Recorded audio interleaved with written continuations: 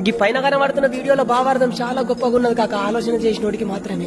Example కు మనకు ఒకవేళ వర్షాలు పడకపోయినా కూడా భగవంతుని మీద మన్నుపోయి అని చెప్పేసి తిడుతూ ఉంటాం. ఒకవేళ వర్షాలు ఎక్కువైపోయి వరదలు వారుతున్నా సరే భగవంతుని మీద మన్నుపోయి అని చెప్పేసి తిడుతూ ఉంటాం. అట్లాంటిది 9 రోజులు నిష్టగా పూజలు చేసిన తర్వాత కూడా పెండ కుప్ప మీద పెండ కడని ఇసిరేసి పడేసినట్టుగా భగవంతుని తీసుకుపోయి నదిలలో తోసేస్తున్నారు, తొక్కేస్తున్నారు. అట్లాంటప్పుడు భగవంతుడు కూడా మనుషులకు ఇంకెంత పెద్ద స్థాపన పెట్టాలి కాక. ఈరోజు మనం నష్టపోతున్నామంటే దేవుడేదో చేసిందని చెప్పేసి కాదు, మనం చేసే తప్పులు కూడా దునియా ఉంటాయి కాక.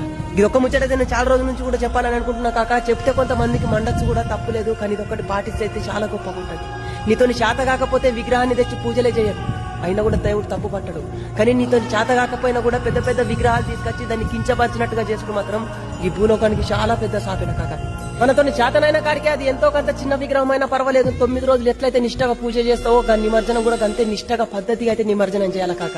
భగవంతుడు వెళ్లిపోయేటప్పుడు నరులు కాదు, భగవంతుడే కన్నీరు పెట్టుకోవాలి. ఇంత మంచి భక్తిని వదిలేసి నేను మళ్ళా కైలాసం పోతున్నా అని చెప్పేసి, తిరిగి మళ్ళా భూలోకంకి ఎప్పుడెప్పుడు వస్తానా అని చెప్పేసి ఎదురు చూసేటట్టు ఉండాలా. ఈ వీడియో ఎట్లయితే ఎడిట్ చేసిరో కానీ కాక మనుషుల కన్ను తెరిపించుకునే విధంగా ఉన్నాయి. ఇది లైకుల కోసమో పిస ఎడిటింగ్లు చేస్తారని చెప్పేసి అయితే మూర్ఖంగా అయితే ఆలోచించకూడదు. దీంట్లో భావార్థం చాలా గొప్పగా ఉన్నది.